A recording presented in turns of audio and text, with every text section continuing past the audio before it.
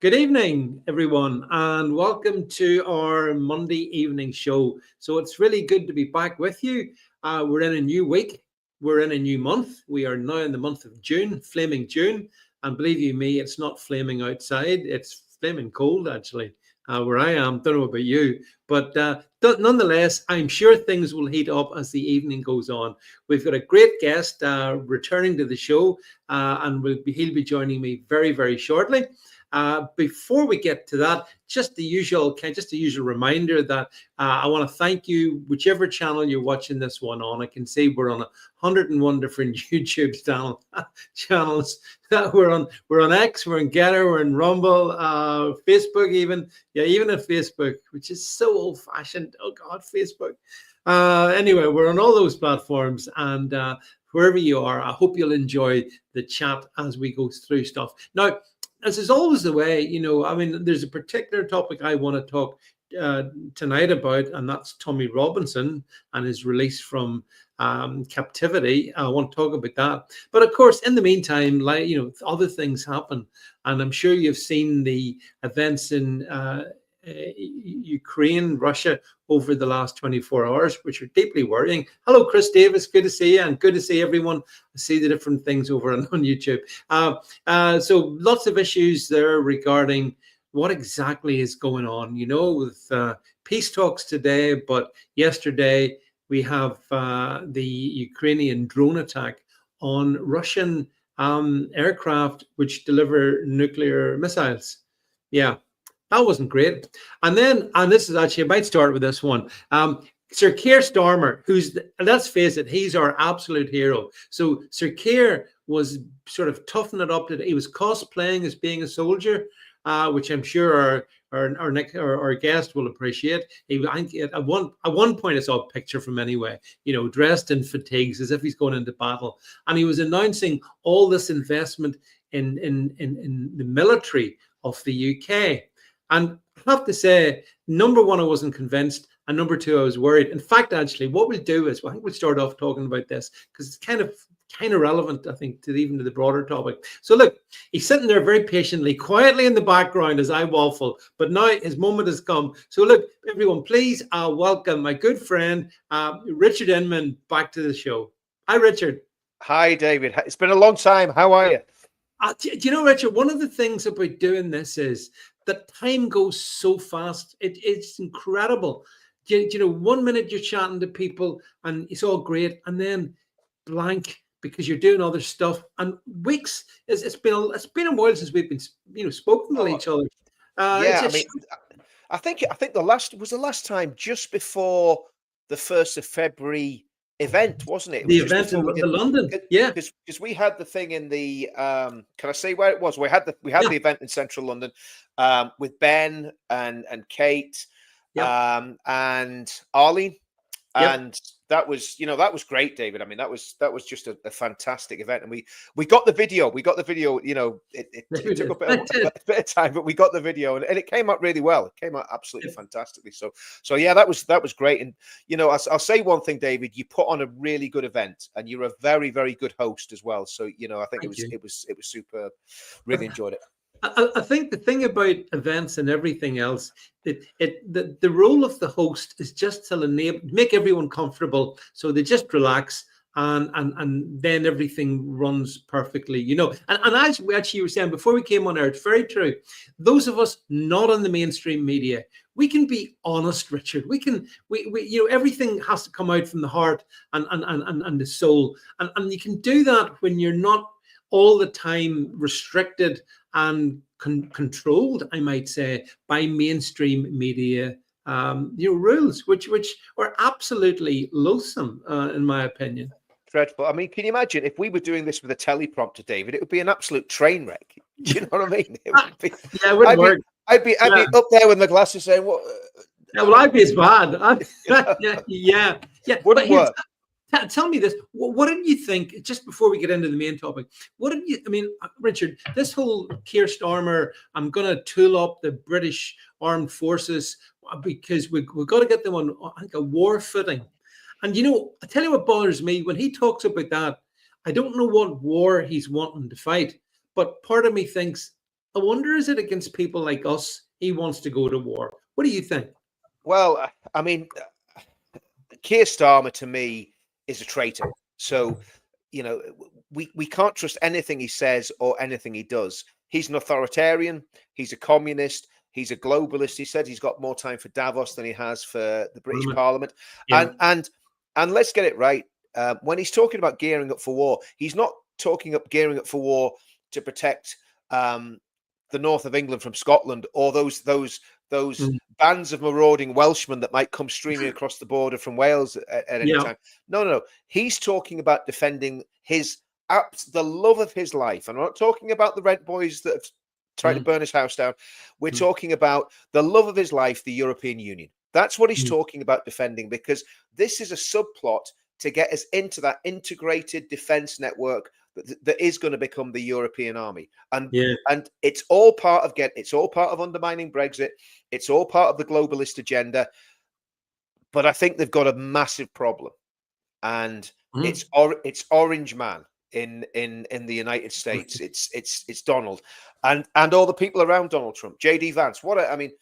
So it's going to be very interesting. I mean, obviously what's happening between Russia and Ukraine, I still don't understand what that war's about. I mean, I don't understand why Putin did it, and I don't understand why the West goaded Putin into doing it. The whole thing to me is a complete mystery. So, but I think the British military's been so run down and so let down. And you know, the other thing is, David, we blame Keir Starmer. Keir Starmer's rotten. But then again, so was Boris. So was Rishi. Where's Rishi Sunak now? Where is he? This was our minister. Boris did more to damage the UK than even Keir Starmer's done with the migration. There was millions coming in every year under Boris. So Boris got Brexit, but Boris thought Brexit was a license to actually bring more people in the country that are going to destroy the culture, destroy our religious heritage and liberty, and he thought that was what getting Brexit done meant. So, and we could go right back to Cameron and Osborne and Brown and Blair. So we've had, to me, pretty much 40 years of treason. From John Major onwards, we've had treason. Yeah, I mean, my argument is, Richard, that basically Thatcher was the last British Prime Minister. It's just, and ever since then, it's been a slow burial. Can I just say to Victoria Todd, she says, JD Vance is one of my favorite human beings. Listen, Victoria, anybody with the name Vance is always going to get my vote, always. I even claim lineage with him. So yeah, he's good. And actually, you're right, Richard. You know something? If Donald Trump hadn't have got in, then number one, Donald Trump would be in prison because they'd have put him behind bars. And number two, I mean, can you imagine? I think we'd be in prison as well, David. Very likely. Yeah. Well, that actually nicely said. Good segue there, Richard. Good segue. Because I mean, again, going back in time a little bit to last summer, we had a fantastic rally that Tommy Robinson and those around him, like yourself, put on in Trafalgar Square. I was delighted to be there. It was one of the best days I've ever had out, Richard. I was... in Northern Ireland, we have a particular thing called 12th of July, which is a sort of a celebration of Britishness. But what happened in London last summer, end of July, it was like Union flags, Scottish flags, Welsh flags, Northern Ireland flags, brilliant patriots all from all around the world, brought together fundamentally by one man, and that was Tommy Robinson. That was July. He was then put in prison within about a month or so of that, wasn't it? It was pretty shortly thereafter. Yeah. And so Keir Starmer comes into power beginning of July. Two months later, Tommy Robinson is behind bars. And, I mean, I found at the time, it was so sickening. And obviously you were, very clearly involved in what was happening. How did you feel about it at the time? Well, I mean, there's so much happened. I mean, people forget, if we look at the timeline, it really started in St. George's Day. We did a very, wasn't that small, we did a decent size event, St. George's Day 2024. Danny Tomo and me basically organized it, and we kind of cobbled it together with pieces of string, and fair play. I mean, Danny pulled it out the bag because he did a few bits and pieces that it just wouldn't have happened if he hadn't have, basically did what he did. But so that was great, and that started a bit of buzz, because the reason we started doing the events in the way that we did, when we did the thing in October 23, when there was all these horrendous hate marches going through the city, and there was talk of a hate march going on Armistice Day.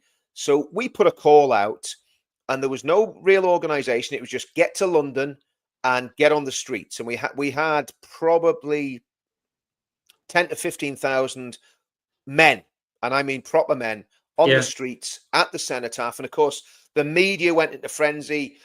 Suella Braverman lost a job over the head of it. There was a little bit of argy-bargy, but we looked at that and we said, do you know what? We're not going to do it like that anymore.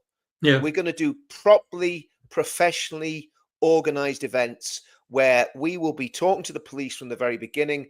We will put a plan in place. We'll have proper stewarding, proper security. And that's what we set up. And I mean, you know, we have had, so we had St. George's Day. There was a bit of ag on St. George's Day, but that was nothing to do with us. And then we had 1st of June, absolutely fantastic event. We had, I think it was the 27th of July, the Trafalgar's Round. That was the best one.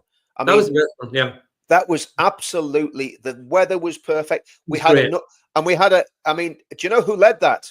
It was a Northern Irish piper, one of the best pipers in Northern Ireland, like called Mark. I'm not going to say his surname just in case he's a bit bashful, but a piper from Northern Ireland, from East Belfast.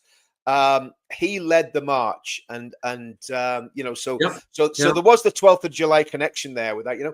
And, but then, so everything's good. So okay, we've got Starmer in office, which again, you know, we could talk about that, and you know, the reform. The reform vote probably led to the Starmer massive majority. That's another thing that we could talk about. But we got Starmer in, and everything changed, because the day after the event on the 27th of July, Tommy's leaving the country in a car, gets to Folkestone, I think it was, and he gets arrested for terrorism. Yeah. I mean, terrorism. I mean, look, David, we live in Northern Ireland, right? We know what a terrorist looks like, talks like, it does, right? We've kind of seen it all, right? In the past 40 years.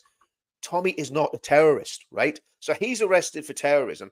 So straight away, I kind of got on the phone. We got this little group with, you know, Lawrence and Carl Benjamin and goodness knows who else in it, you know, Calvin Robinson and all the other people, Paul Thorpe. And I said, guys, we need to do a demo now. And everyone's like, oh, we can't do, you know, we don't, so we want to do a demo. We don't any. No, I says, we need to do a demo today, and we need to do it at Downing Street, because he's in there. What we need to do is put a marker out to the police. We're not going to give them any warning. We're just going to put a call out, and we're going to get as many people there as we can. And we had probably, within 2 hours of putting the call out, I think we had about 300 people standing outside Downing Street. Perfectly. It was perfectly marshaled. There was basically no security there, but we managed to keep control of it. The police came up to me and they said, Richard, you know, how long is this going to stay? How long are you going to stay here for? I said, well, how long are you going to hold Tommy for? And they went, what? Well, we're going to stay here until you release Tommy. You know, so that was on the 27th. So, but what happened? I mean, it took a sinister turn. And people were even saying to me, Richard, if you go to the airport, they're going to arrest you. And I said, well, I'll tell you what, I'll go to Downing Street. If they're going to arrest me anywhere, they can arrest me outside Keir Starmer's house rather than at the airport. So we'd done all that. Tommy got released.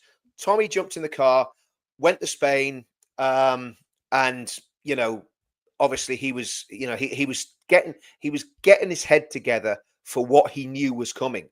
Because once he'd shown that film, he kind of knew it wasn't going to end well, right? So then, of course, Southport happens, and I was sitting in the airport. I was flying back to Northern Ireland, and I'm sitting there, and I'm going, "What is this? Like a dance class with little kids? What, like, you know, what's actually happened?" And then when the true horror of it came out, and you know, people were quite justifiably putting their anger onto the keyboard and saying, you know, how disgusted we were with everything. There was people in Northern Ireland. I mean, people talk about Lucy Connolly, and quite rightly so. People in Northern Ireland got arrested for exactly the same things. But the difference was, Dave, and this is where it comes down to having good lawyers and having people that have, let me say this, that are not quite as naive as a young mum with 2 kids who's never been in trouble with the police before. So anyone that got arrested in Northern Ireland went not guilty straight away. They said not guilty. We didn't. Nothing we said was wrong. We're going not guilty.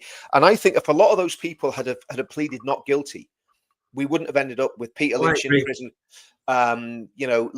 Lucy and Wayne and all the others that have had their lives literally destroyed because they put stuff on social media.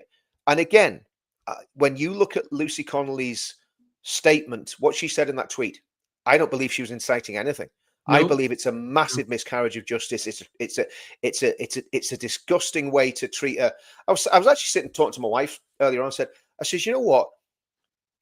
You could have put that on Twitter that day, or I could have put it on Twitter. I mean, my wife's not on social media, but if she had been, because we were all so angry about what happened to those little children, and there was no compassion from the Labour government.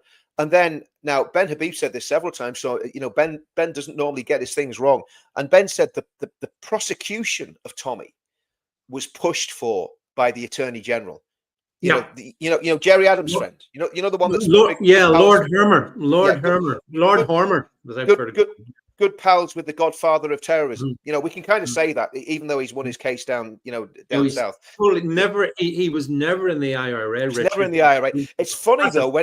Do you know what's really weird? When he was standing on a platform in Belfast, mid 2000s probably, and somebody shouted about the IRA, what did Jerry say? They haven't gone away, I wonder how you knew that. Yeah, I mean, but sure. Must have just been a guess. For him to be able to say that, do you think maybe there's a connection there? But back online. So Lord Hermer, the same guy, was who chose just recently there not to recommend any leniency to Lucy Connolly. He was involved back then, wasn't he? He was pushing. He's pushing for the prosecution. And again, I'm not a legal expert, so if I'm wrong about this, and again, we've got to be careful about ongoing court cases, but you'd wonder how many other cases against our friend is Jerry Adams' friend pushing for. And to me, the whole judiciary is completely corrupt now. I wouldn't be confident of getting a fair trial anywhere in the United Kingdom. If me or you went before the judge, I would be saying, it's going to be a question of march the guilty prisoner in. I mean, Yeah. But the other thing is, you also, Richard, you're spot on that if you plead guilty, which is exactly what those people, many of them did last August, September, then you're bound to rights, because even now, for example, where I defended Lucy Connolly at the time, still defend her, but people can turn around and say, well, it's all very well for you to say that, but she pleaded guilty, so what are you crying about? And it's hard, but it's the point you make as well, Richard. If you're just a mum of 3 and you're not involved with the police and the legal side of things, you maybe make injudicious calls. This is the chilling nature of it, though, David, because what it means is the vulnerable people are the ones that are thrown to the wolves. Yeah. We keep talking about Peter Lynch. Peter Lynch died in prison at his own hand, allegedly. I mean, who knows? But he died. We know he died in prison. It's disgusting. It's absolutely disgusting that that these things have happened to people, and they're just normal people. They're not criminals. They're not, and the thing is, and yet the grooming gang mafia is still operating throughout the United Kingdom with impunity. And I was doing a live stream earlier on, and when we made those films, and again, I'm very careful about saying the titles of the films, but when we made the films about the grooming gangs in Telford, the information that we had on people across the whole of the West Midlands, I mean, some very, very high profile people in the Pakistani community, lawyers, right? There's one very, very prominent lawyer. I'm not going to name him, but he's if I said his name, you'd know him. He's very prominent. He likes to get his face out there. he was right in the middle of all of it. We just didn't have the evidence that we needed to stick a camera under his nose. But believe you me, there's a lot of people walking around that and again, this is one of the other reasons that Tommy's getting targeted, because Tommy is the only one who's had the guts to name and shame people on camera. And the interesting thing about those films that we made, David, in early 2020 to between 2020 and 2022, I was involved in it. And basically when we made those films, not one of the people who had a camera stuffed under their nose tried to sue Tommy, tried to sue anyone that was involved in making the films. So, and you know how litigious people are, especially when it comes to Tommy. They would get money. They would get money at the drop of the hat if he said anything that wasn't true. So, the only conclusion that viewers of those films can come to is what we were showing was true, and it was true because we've got the evidence to prove it was true. You know. So getting back to Tommy, I mean, so Tommy's locked up, right? And again, this is the government. This is, you know, every time, every decision that was made by the government. It wasn't independent of the government. It was the government that was driving the whole thing. He's in Belmarsh. He's in Belmarsh. He's getting settled in Belmarsh. He's got somewhere that he's going to be safe. He's going to have good facilities. He's going to be able to pretty much do his own thing and see. He should never have been in Belmarsh, incidentally. No, He should have been in a Category D prison. He should have been in an open prison. He should have been going home 1 or 2 days a week, and then come sort of November, he should have been out on a tag, right? That's or maybe it's at the latest January, right? So but instead of that, they sent him to Belmarsh, the most high security prison in the country. But which is where they put Axel Rudakabuna, the Southport killer. Yep. And of course, you know, and Axel is, as far as I know, Axel has assaulted a prison officer while he's been in there. Right. So, and you know, Tommy told me himself, you know, straight out Tommy's mouth to me, he is a Muslim. He's going to the mosque, and somebody else told me that was. Can I say yes? That was working inside the prison, right? So now, again, I'm not saying that's true, but that's what I've been told by 2 independent witnesses. So, you know, again, draw your own conclusions. So, but the government, the deep state, knowing that Tommy was deeply psychologically damaged by his incarceration in 2018, and when he came out of prison, he was a different person. You know, I knew him before he went in. I knew him when he came out, and you know, he needed a lot of support. And with all the problems that comes with that. So they knew that putting him in solitary confinement for 7 months could be extremely damaging to him. Yeah. But do you know what he's alluded to? And he hasn't said it overtly, but he's alluded to, and he said this to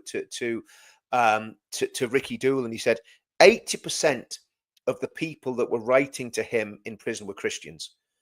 And he's alluding to the fact that the prayers of those Christian people helped him get through. I'm not saying Tommy's a believer. I don't discuss what Tommy believes and his private faith. That's between him and God. I'm not going to get into that. There's been a lot of speculation, and that's not my business, right? But what he did acknowledge was that basically he massively appreciated the prayers of God's people, and that 80% of the people that were writing to him were Christian people, which I thought was a very interesting situation. Yeah. Well, I'll tell you what we've got now. So we know that, I mean, they'd been teasing about when he might get out, when he mightn't get out. And then it all suddenly happened Monday of last week. And we've got a short clip I want to play you, Richard, if we can just cue it up. And this is Tommy just when he's got out, and he makes a very short excerpt from what he said.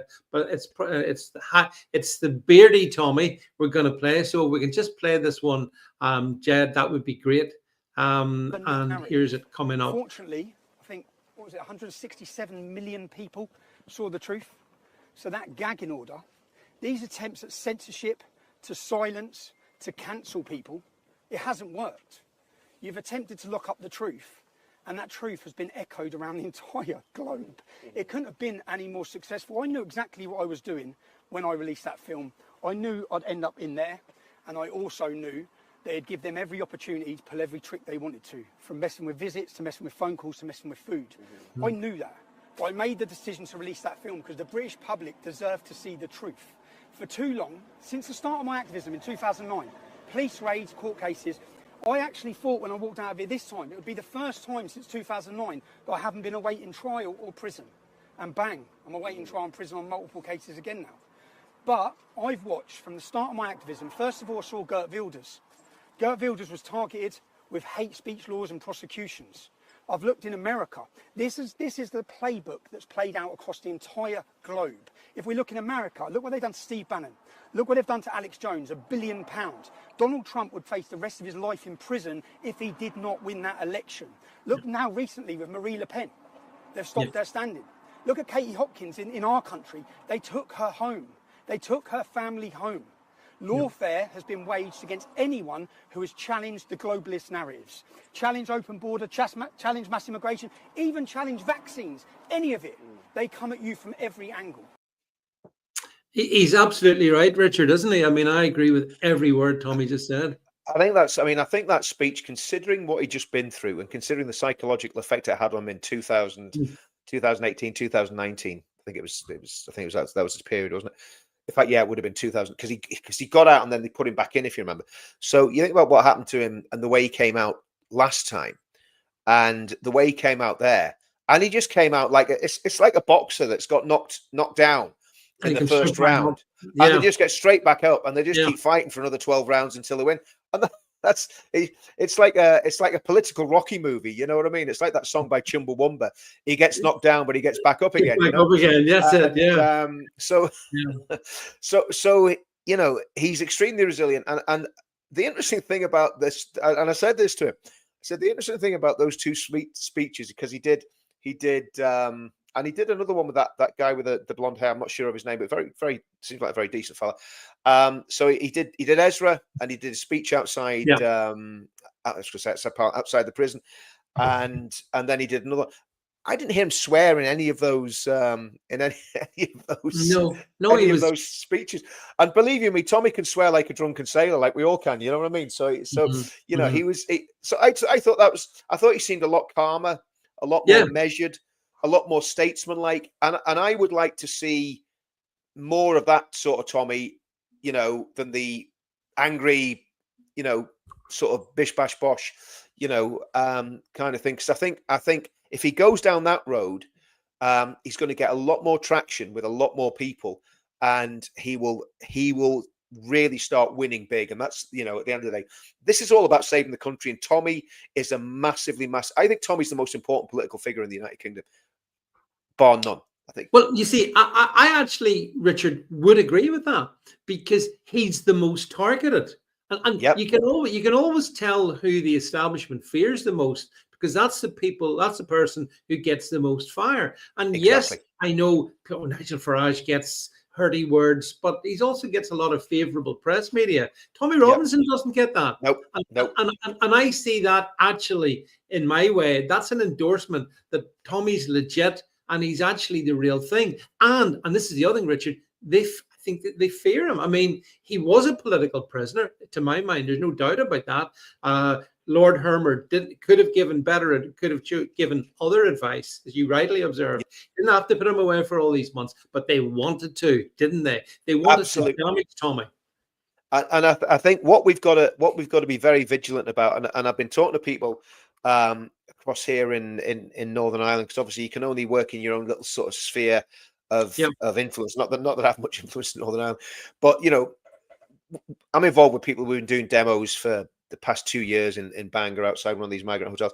And I said, guys, it says if Tommy is remanded on the 5th of June, which is this Thursday, if he's remanded on Thursday, we have got to take to the streets peacefully and legitimately. We've got our Free Tommy banners. We've got to take the streets, and we've got to, you know, really make some noise. Not doing anything illegal, not doing anything that's wrong, but make a lot of noise and make sure we get noticed. And I would say that to anyone up and down the country. Now, I stress, I'm not calling for people to do anything illegal or improper, but if Tommy is remanded on the 5th of June, I think there needs to be a mass outpouring of peaceful, legitimate protest around the country. Maybe, and do you know what would be a really good thing, actually? As crazy as this sounds, David, candlelit vigils, midnight candlelit vigils at Downing Street, things like that, stuff that people never normally do. Because if he's remanded, so think of the cruelty of that. They've let him out for a week. Yeah, right? I agree. Yeah, you know, it's like so torture. we've got to be ready to mobilise at a moment's notice. And again, if you're in London, if you're in England, get to Westminster Magistrates Court at night. I don't know what time it's going to be. I was going to say 9 o'clock. I don't know what time it's going to be. Westminster Magistrates Court this Thursday, whatever time it's meant to be. I'm sure you can find it on the Urban Scoop or on Tommy's website or Tommy's Twitter. Get there and stand with Tommy. Like we're in Northern Ireland. It's almost impossible for us to get off of that short nose. But get there and stand with. If you're in Great Britain, if you're in England, Scotland, or Wales, get to that court case on Thursday. Do you think it's actually a possibility that he could be remanded, Richard? Absolutely. With this government, absolutely. Because, and this is why people have got to be very careful what they say. There's all these people saying he should go to America. No, Tommy will work within the legal system. He's not going to run away. He's not a flight risk. So, but what I could see the deep state doing is saying, oh, he's a flight risk. He might leg it. So we're going to try and remand it.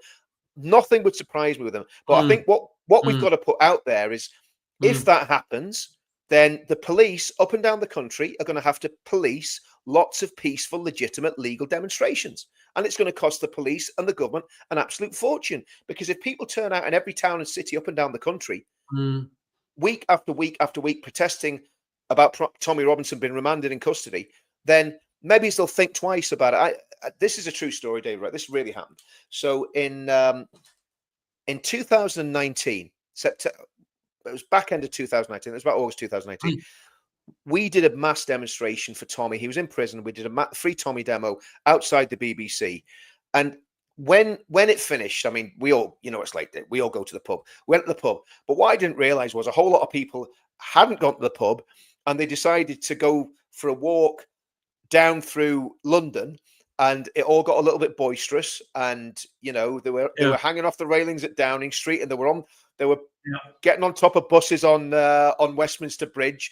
And actually, we went to Facebook as well. We did a little bit of a stunt at Facebook, but anyway, it was a very, very boisterous sort of day, and it wasn't orchestrated. It just happened spontaneously. And the police got in touch with me, and they said they called me in from the headquarters in south of the river. I can't remember what they call it. It's not Scotland Yard, but it's the one south of the river. It's near Waterloo Station. And the police liaison guy gets in touch with me, because obviously I've been liaising with him. And the police have been a real pain in the arse, to be honest with you, over the whole thing. They said, "Oh, my boss wants to see you about how we can prevent this happening again." I says, "What happening again?" I said, all the trouble. I said, "Okay." So I jumped on a plane, came across, and met with this. I think he was an assistant chief constable or something. And he started off really cocky, and he's kind of trying to intimidate me. And anyway, it was a backwards and forwards, and I just wasn't having any of it, because I thought, I don't care what rank you are. Like, I'm a taxpayer. I'm paying your wages, mate. So don't be. I'm not a criminal. Don't treat me like I'm a criminal. I'm not one of your officers. So show a bit of respect. It went backwards and forwards, and at the end of it, he got kind of so desperate. He says, "Richard, what can we do to stop this happening again?" I says, "It's very, very simple." I says, "I'm sure you'll be talking to people in the Home Office.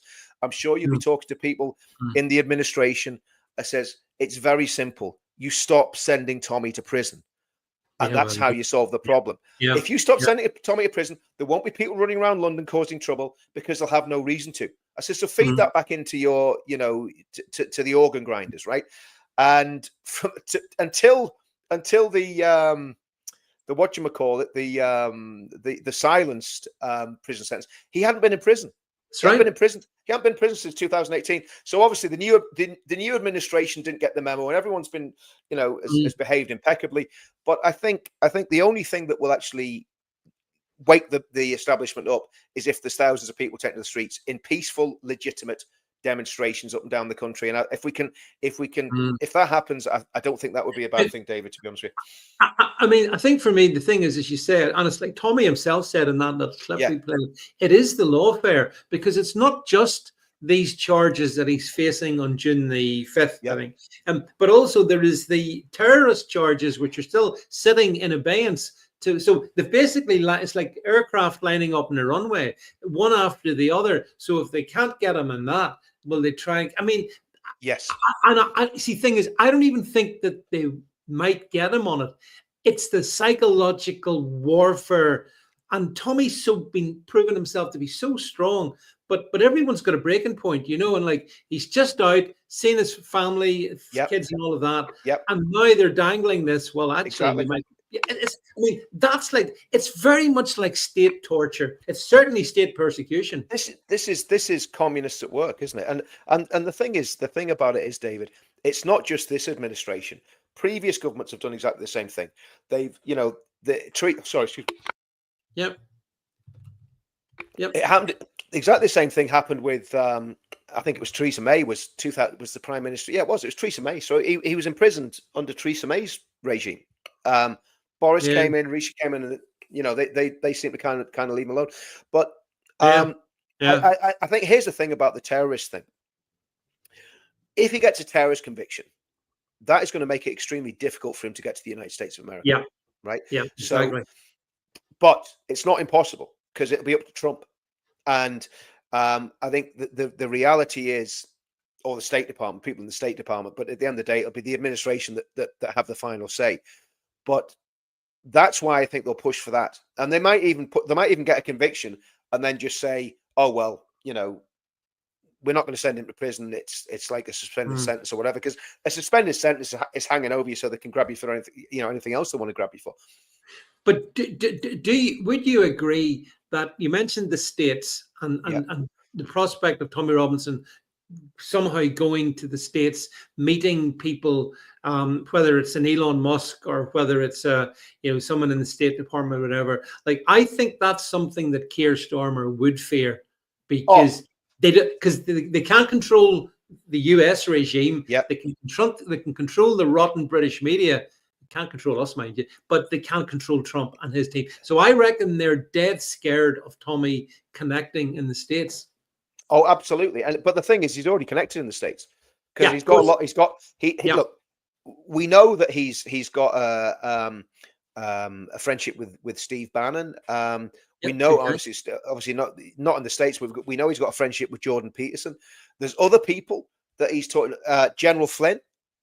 So all these people know Tommy and like Tommy, right? And these are not minor actors.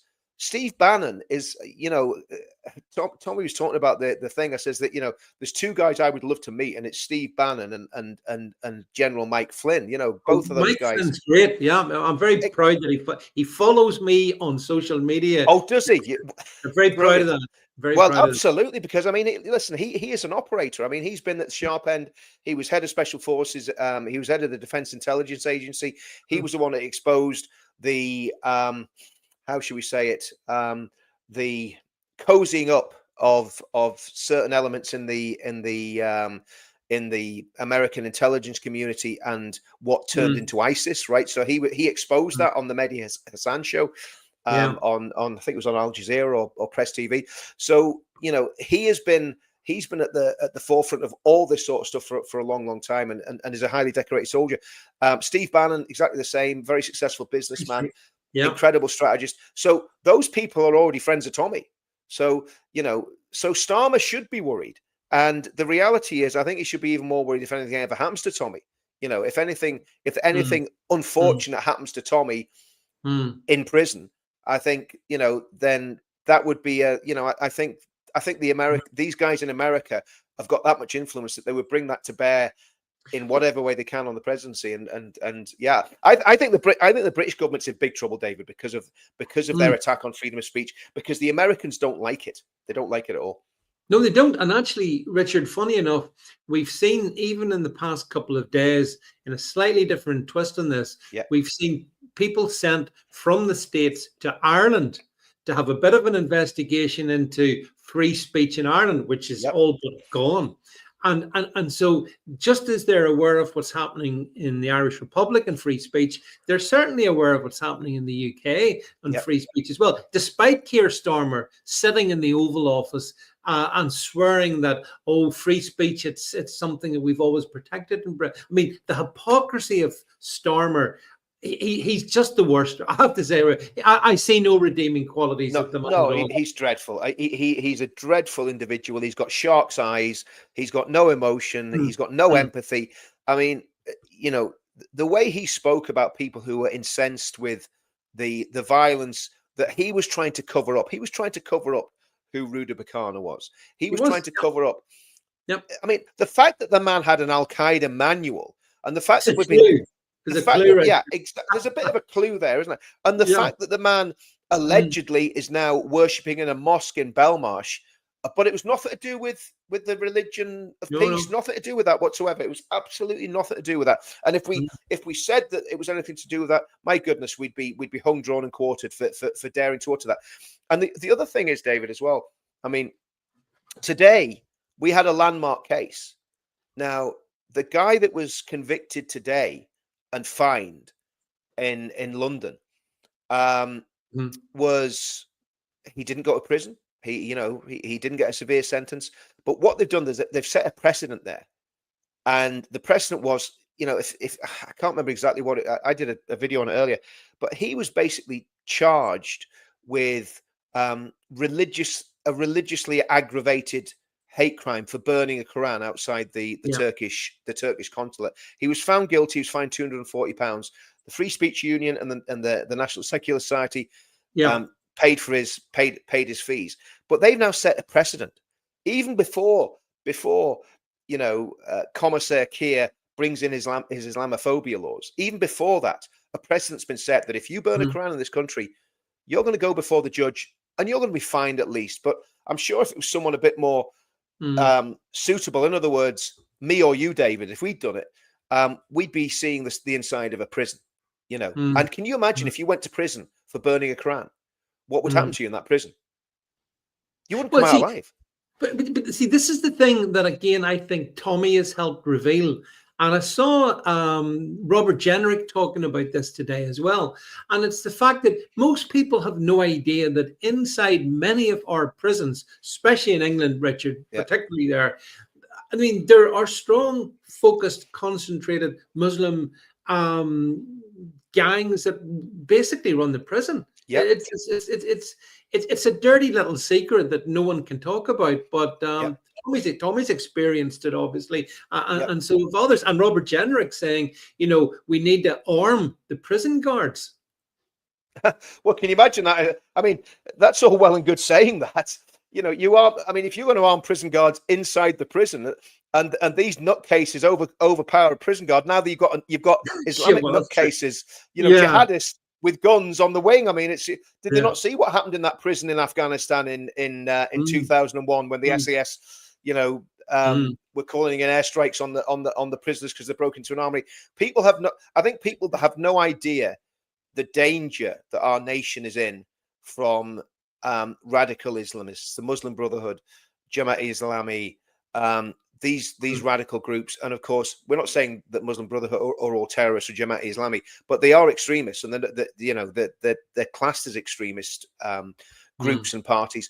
And people just don't realize how dangerous everything is in the UK. And that's why anything to do with that demographic is being wrapped in cotton wool, and they're having bubble wrap put around it just to make sure they don't break out. Because if you look what happened, the other thing that happened in August last year, David, that people have forgotten about, is that the Muslim Defense League was putting thousands of armed men on the streets day after day. Birmingham, Middlesbrough, I think Bradford. I could be wrong about that, but certainly a lot of those big cities where there was communal violence, they were putting serious, and they were organized, and they had intent. And it's only by the grace of God that someone wasn't killed in the follow-up rioting on, So I think we're living in a very tense time. And I think what Tommy's done with the Unite the Kingdom movement, and not just Tommy, everyone that's involved in it, we've managed to bring people together from all communities, every single event we've had Muslims at those events. We've had people from all different racial backgrounds Oh, at yeah, I those can events. confirm that. Yeah. Yeah. Yeah. So what the state are afraid of is us actually managing to unite people, and people come together and say, actually, hold on a minute. We've got a lot in common here, you know, and we're all getting put upon by the state. You know, we should actually be joining hands here and standing against those rats that have destroyed our country with yeah. Well, see, that brings me then to one of the curiosities, and that is that we do have so much in common. You're absolutely right. You know, having these little petty divisions seems stupid to me because there's a big battle to be fought, Yep. Metaphorically. And, and then when you get to someone like, and I'll just say his name, Nigel Farage, and you say the word Tommy Robinson, it's like a crucifix to the vampire. Oh, you said Tommy Robinson. Well, he's not really my sort. You know what I mean? And I find that just so annoying. Now, I know some people will say the case for the defense is, look, he has to attract the vote. And yes, some people do like Tommy, but a lot of people don't like Tommy as well. So Nigel's trying to play the footsie game with the electorate as a whole. How do you rate it, Richard? He's a coward. He's a coward. I saw the way he reacted when it was all kicking off last August, September. Straight away, he when he realized he might have overstepped the mark in some things he said, which he didn't, because what he said was basically true. You know, there's a few things he got wrong, but what he said, I'm going to talk about Nigel now. What Nigel said was basically true. And, yeah. But the heat was coming upon him, and straight away he turned his guns on Tommy. Straight away, and then of course his one of his flying monkeys, Richard Tice. You know, we just done that. I think that was the 27th event. Oh yeah, you know, yeah. He's been interviewed by that other flying monkey. What's her name? Camilla Tominley, and Camilla Tominley says, oh, what about Tommy Robinson? And he says, we don't have anything to do with Tommy Robinson or that lot. That lot probably put him into Parliament, if we're just going to be brutally honest. They think they can win this without us, right? And without our help. Well, they're not going to. And it's going to be very interesting, David, to see what Ben does with this party. You know, he's gone very quiet, but if I know Ben will be beaver away in the background. He'll be working in the background, and it's going to be very interesting to see what happens there, because there needs to be a challenge on the right, on the sensible right. I'm not talking about all the headbangers, and we're not even naming the silly little parties that are on the far right, but on the sensible right, there needs to be a challenge to reform, because reform, to me, David, they are, and I said this, and I apologize before I said it. I apologized earlier before I said it, but I can't think of any other phrase. To me, they're all fur coat and no knickers. It's as simple as that. There's nothing underneath. There's no substance to them. They do not have what it takes to govern this country. What we need is something a lot deeper, a lot more thoughtful, and a lot more intelligent than reform. Don't get me wrong. They do great They do great events. They have great conferences. They've got all the razzmatazz. They've got all the PR. They get people like Ant Middleton and professional boxers and all that sort of stuff. Look, no disrespect to Ant Middleton or the professional boxers. I think Ant Middleton's a great guy. But what we need are serious people that can actually go into the Home Office, gut it, get rid of all the wrong uns, similar to what Trump's trying to do in America. And look at the pushback. Trump spent 4 years putting together a team of superstars. You know, Marco Rubio, JD Vance, Elon Musk. I mean, they're just, you know, the woman that's in head of is it Homeland Defense, the Tulsi Gabbard. You know, RFK Jr. All of RFK Jr. And these are very bipartisan people. These aren't, you know, but what Farage seems to have is just his little gang, right? And he's been very exclusive, so he's not broadening it. And to me, he might win the election, but that could be a really bad thing for the right in the UK, because if he hasn't got what it takes, and this is where we need to keep the pressure on reform, and we need to keep pushing them to the right and pushing them to do what's right. Yeah. I agree with. See, I agree with that. Yeah. I think the facts of the matter are, at this point in time, reform is the only show in town. At this point in time, other things could emerge, and as you say, and when they do. But the most important thing of all is to keep pressure on.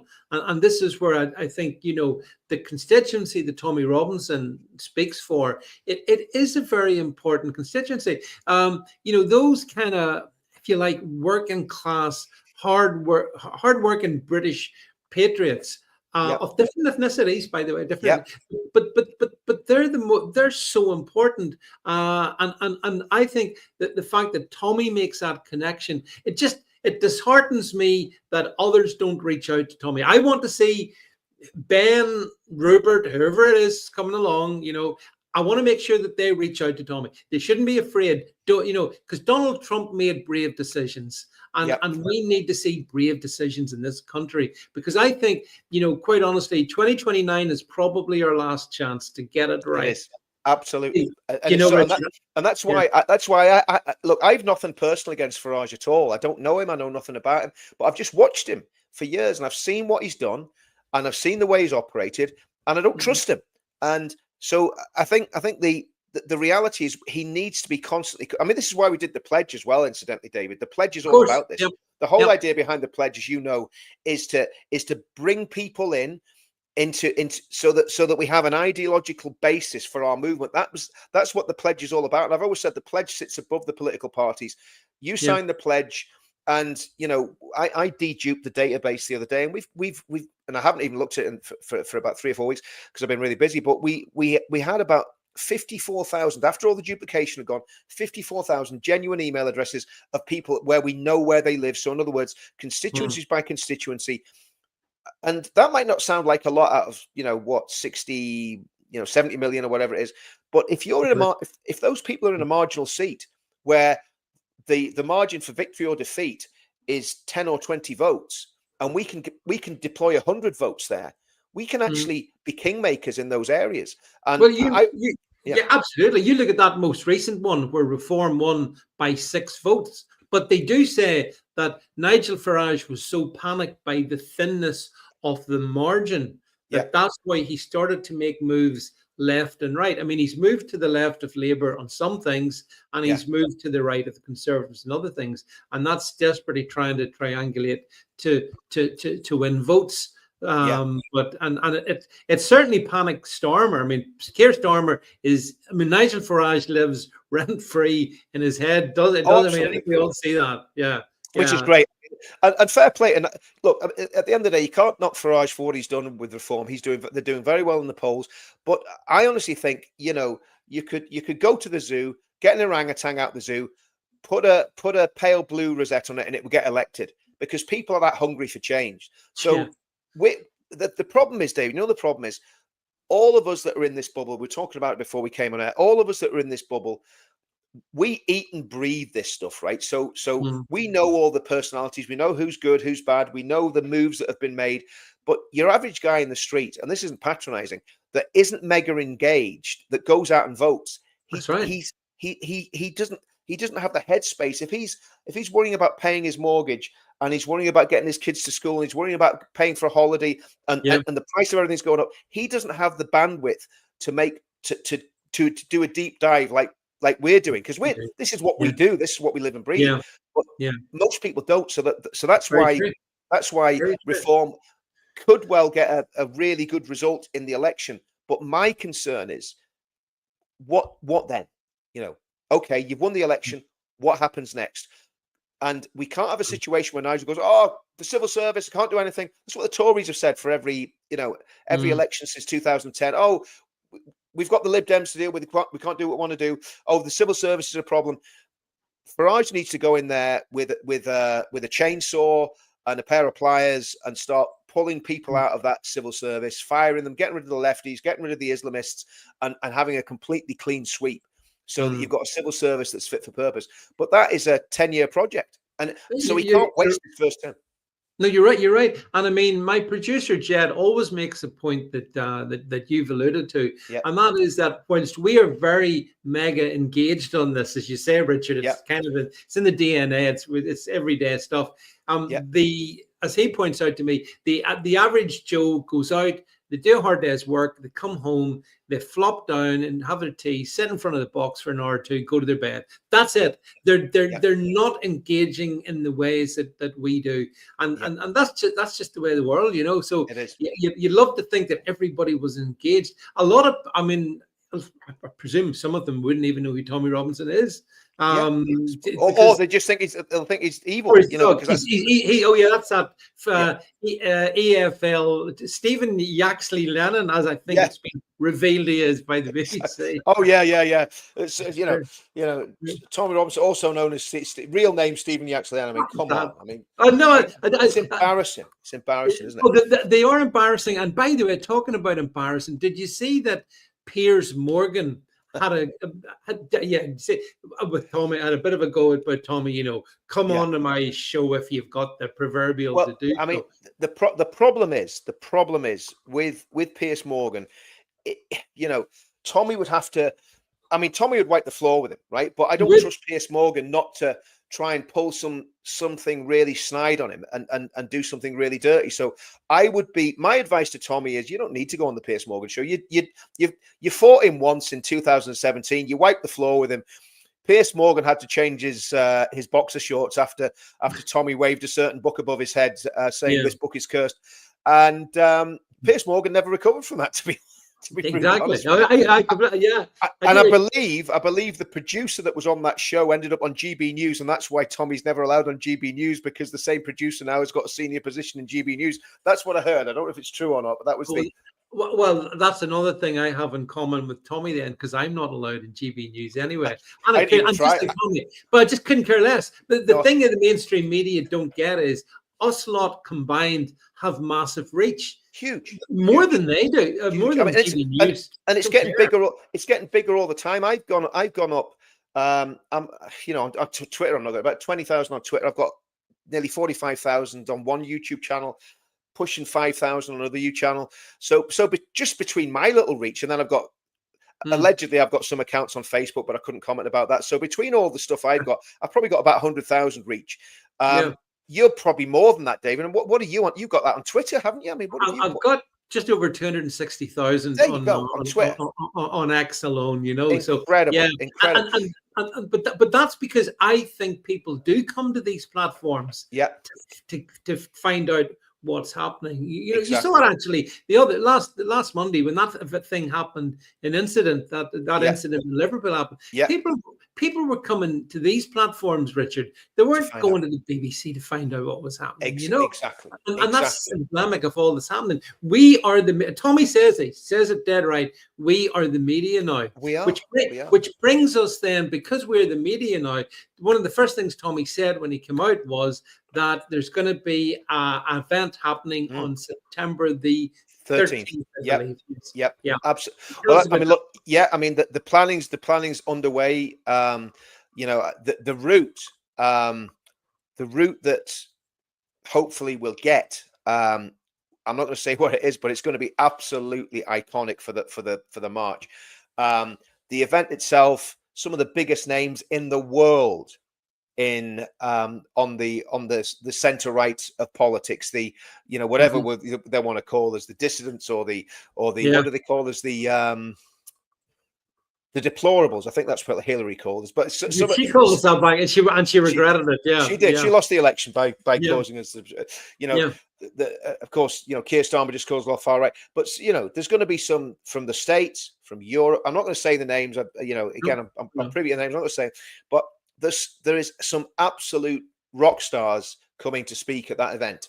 And if you've never been to an event before, right, and you're never going to go to one again, make sure you go to that one, because that event is going to be absolutely, it's going to be out of this world. So I mean, and if you want to get warmed up for that event, go on Thursday. Go on Thursday to the court, and because we need a lot of people there. And the other thing that we need is the football lads are having a march on the 28th of June in London, and it's about grooming. So it's football lads against grooming gangs. That's Russell Square, 12 o'clock. People really should go to that. And then we're having one in Belfast on the same day at City Hall again.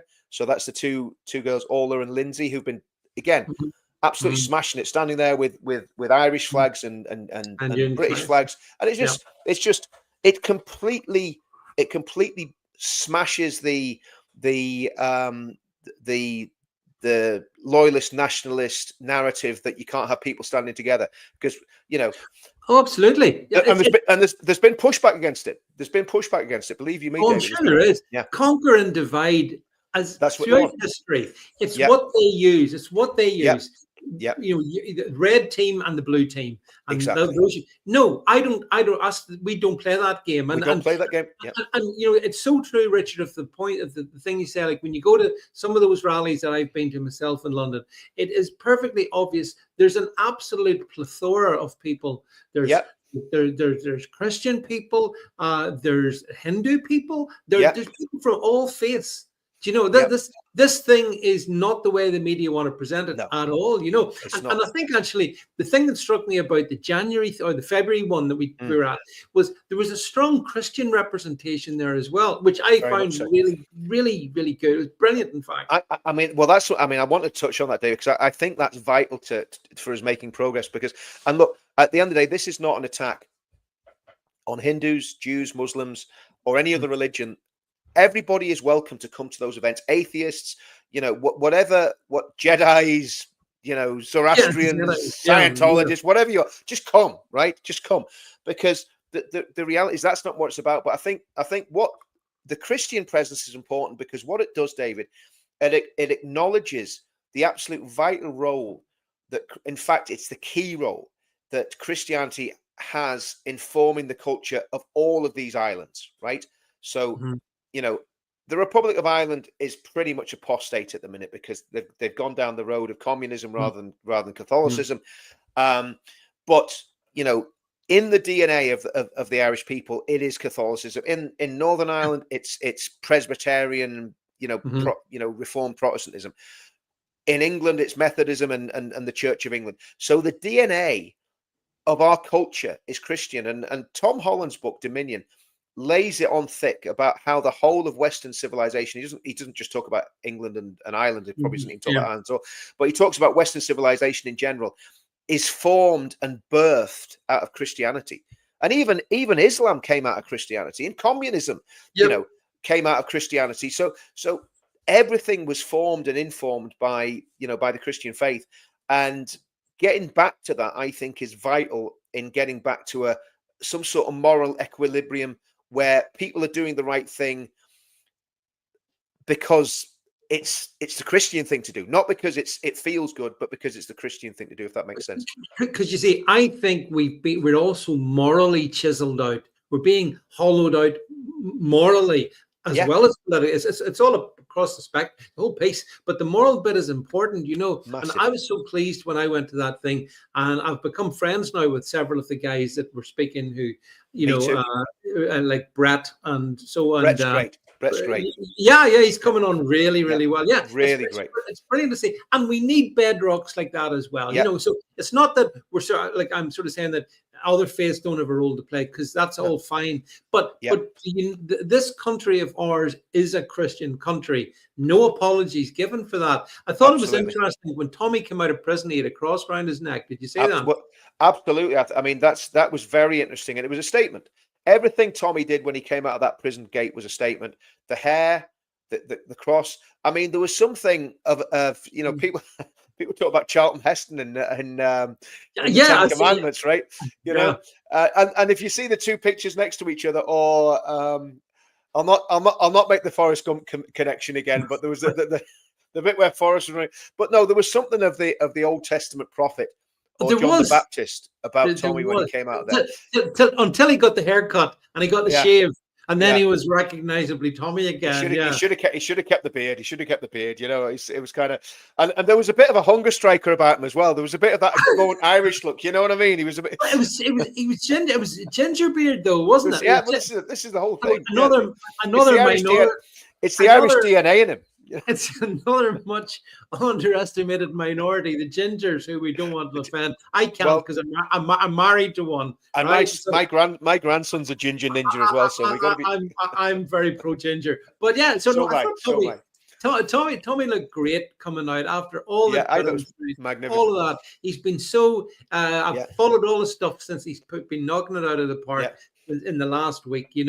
And have you spoken with him yourself directly? Yes, I've spoken. Do you know what I mean? I've been obviously because I'm talking to him about what he's got planned and so on and so forth. And he's been extremely supportive because I've been through a tough time. I'm not going to cry about it, but there's been a lot of stuff going on in my life, and he was extremely supportive.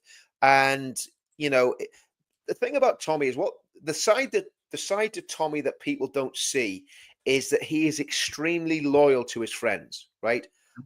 And there's when you're in groups like we're in, there's always a bit of backbiting between people sort of lower down the pecking order, so but Tommy never takes sides.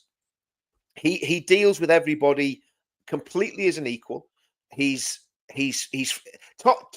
People don't realize Tommy has incredible leadership qualities. They don't realize that about him, and he's very good at managing people and getting the best out of people, what he needs to get out of them, and because I've done stuff with Tommy for years, and there's times I'm never going to do anything with Tommy again. I'm done with it all. I'm walking away from the movement, and then he phone you up and send you a message. You go, and the wife will look at me. She says, "You're doing something with him again." I go, "Yeah."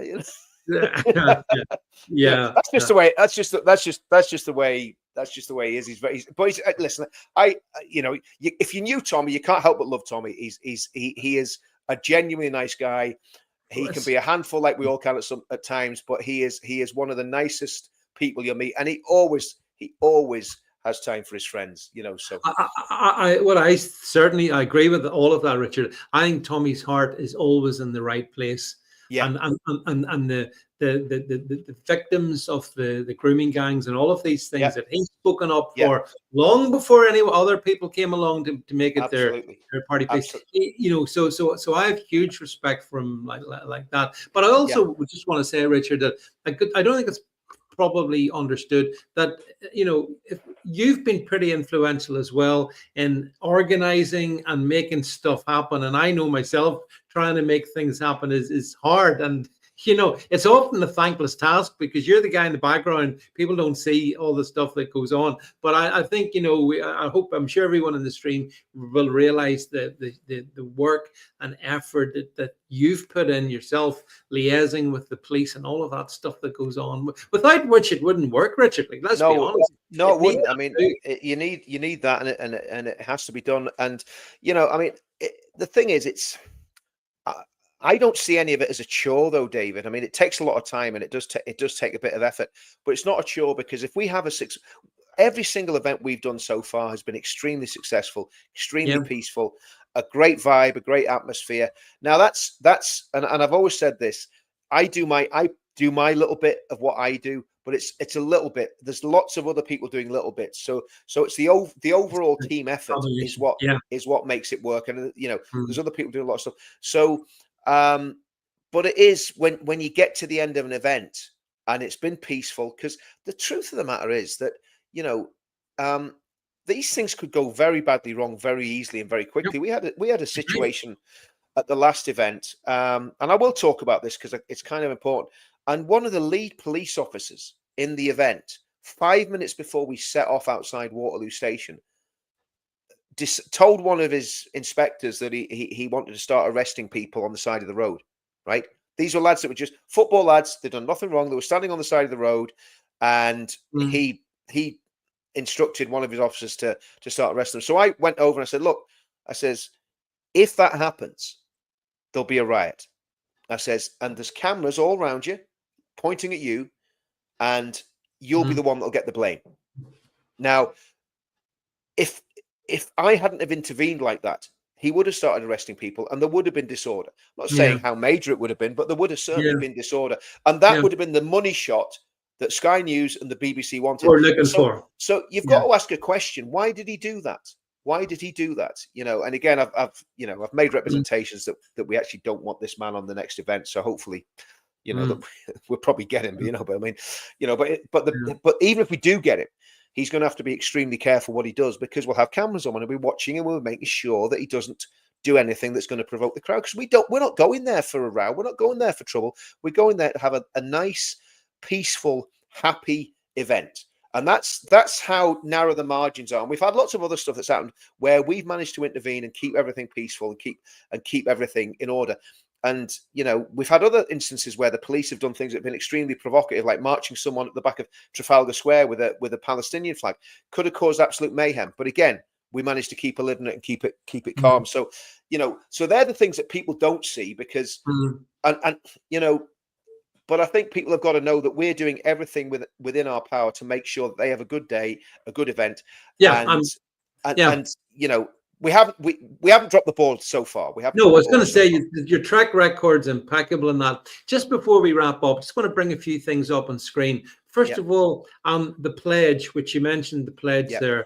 I wonder, Jed, do we have a link that we could bring up to the pledge to just show people? It's the pledge.org.uk. The pledge.org.uk. That's it. Perfect, Jed. Well, there you go, folks. So, you know, if you haven't already signed up to this, because it's non-party political, it's essentially just a way where people can, as you say, sign their desire to want to save our country, our nation. So sign the pledge, folks. There it is. You can see that. That's the first thing I wanted to bring up. Also, I wanted to bring up, Tommy obviously faces these court cases. Yes, the pledge.org.uk. There it is, the link below. Tommy's facing all this stuff. And I think Elon Musk perhaps made some contribution to the first case, but he's got these other cases to fund. So if you would like to support Tommy, you can make a contribution. Go over to, I think this is over in Urban Scoop, isn't it? Yeah, Urban Scoop.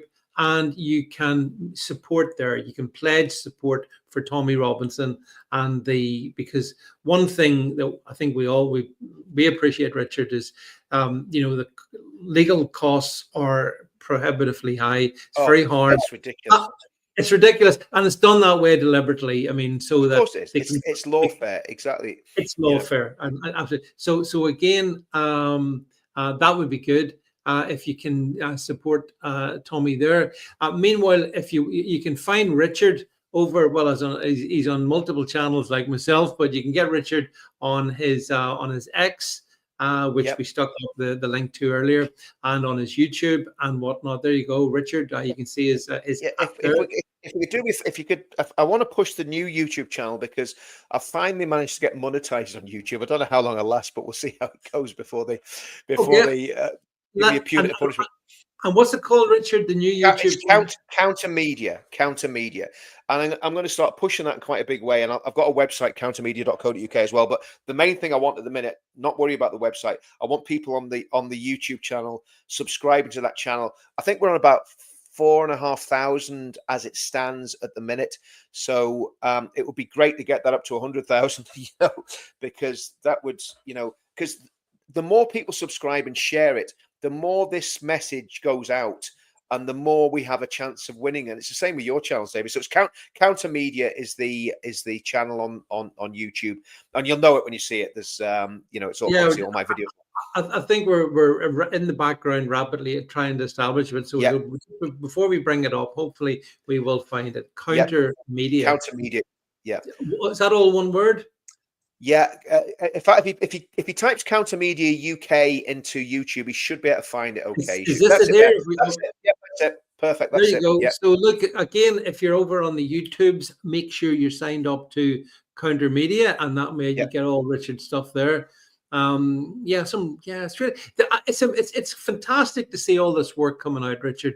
I see it from so very many people now on our side, and it's so encouraging for me because you can sort of see we're so big now. They can't really stop us. I know they want to, but they can't.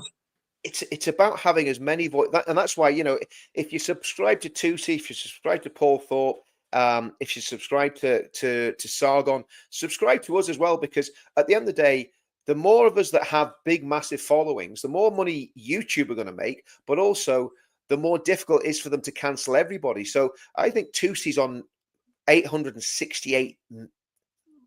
It's nearly on a million. He's got a massive YouTube presence. Tommy's got 1 million on Twitter. You know, Paul Thorpe's pushing 300,000.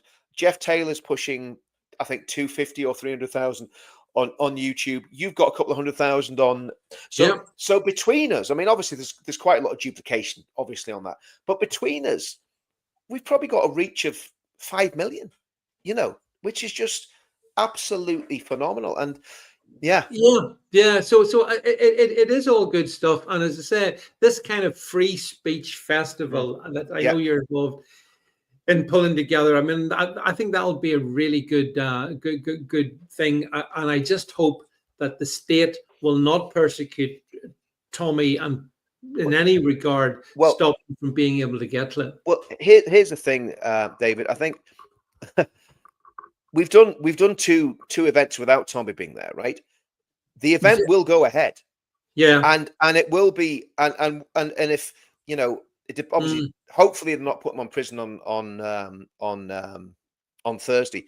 But if they do, the event will go ahead, and we'll make sure that we have those big names and regardless, rock stars coming, because there'd be actually more. If Tommy's in prison, there'd be more reason for them to come.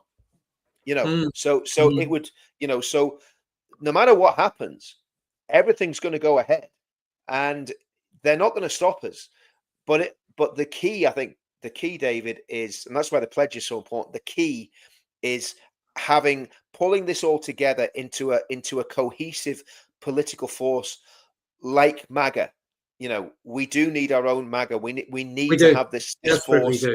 And as much as Reform are doing well in the polls, they are not the only answer. We need the UKIPs, we need the Ben Habibs, we need the SDP, we need the decent people in the Tory party, if there are any, if we can find any, and we need to pull all that together, and we need business leaders, and I think I think you're right. You need the spec. You need the decent people. There's decent people everywhere. I mean, even I think Jenrick isn't too bad in the Tories. He's okay. I know it's a leadership campaign he's running. I understand that, but I mean, I can find good in most people. There is good in most, and there's bad in most people as well. Yeah. But either which way, I think that I was just delighted when Tommy got out. It was a really good day. It was strange because they let Tommy out in the morning, and then that thing happened in Liverpool in the evening. I do wonder about that, Richard, a wee bit, but I'll not go into that. A lot of unanswered questions about that, exactly. And a lot of unanswered questions. A lot of unanswered questions. And again, will it ever come up? Will it ever fully come out? And we know from stuff that happened in Northern Ireland, David, that we look back and we go, well, what was that really all about? And, exactly. We could do a whole show on that, Richard. And we maybe should actually at some point. We maybe should. The actual history. Yeah. I mean, because and it's actually very relevant. People might think, well, Northern Ireland, it's history, it's not important now. Well, they're using exactly the same playbook that they used in Northern Ireland on people in the UK. Yeah, because the playbook is always the same. Divide and conquer.